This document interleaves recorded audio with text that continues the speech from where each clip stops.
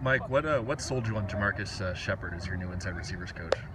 Really smart, clear communicator, overachiever. Kind of came up in, sort of in a similar, just had to go through every bump in the road to get here. When you consider how he grew up, where he went to school, working through that, and then really has developed his skills as a coach.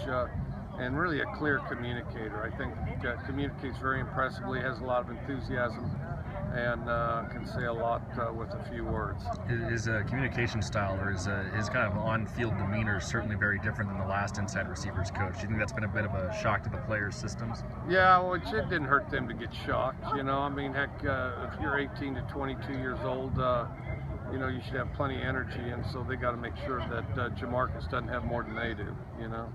It seemed like it was spirited practice out there today. I mean, what is your take on the scrimmage? Are you okay? We'll go with that for about a week, maybe. Let them get it out of their system, and then after that, then we'll get the fighters. We'll stick them in the middle of the circle, make the other guys do up downs while they watch, and that typically wraps it up. I mean. Because nobody wants to have 85 enemies. You know what I mean? You ever curious which players it is, or to see if there's any repeat guys? Well, we film it. We film and watch it. There's definitely some repeat guys, but we film and watch it. I mean, it's good to a point. You don't want to totally curb the aggression, but then there's a point as the thing progresses. I mean, you need good disciplined work and. So yeah, next week sometime, we'll wrap it up just, so we have better composure and things. Coach, what do you think about your young QBs bringing so far in the progress this year? I thought both have looked good. I thought Bender today had a real good skill period. Helinski did a lot of good things in team, but forced some balls, and defense, of course, played really hard and fast, and made some good plays. In your experience, when you move places, is there a drastic difference from when you're installing the system from year one to year two? And I'm saying that more for Alex and what he's about to do with the defense. Obviously, so much success in year one.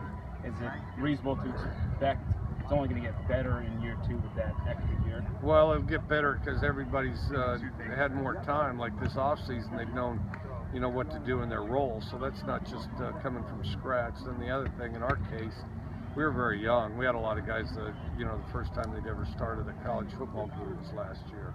So they can now build on a little bit of experience. So, Mike, what have you seen from Caleb Boston? Seems like he's getting a lot of reps. Yeah, a lot of intensity, a lot of reps, plays really hard. When he stays within himself, he's real good, especially if he uses his hands.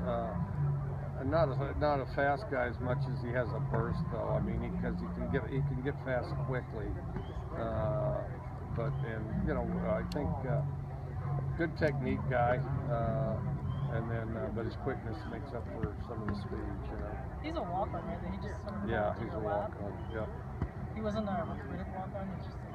I can't remember. I think we recruited him.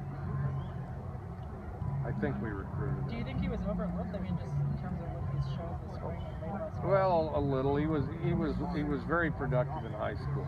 He was real productive in high school, and he's one of those guys in high school that had big numbers, and then everybody said wanted him bigger and faster. So, but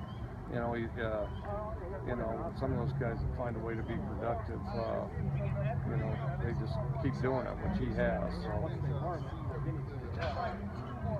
Okay, Thanks, Mike.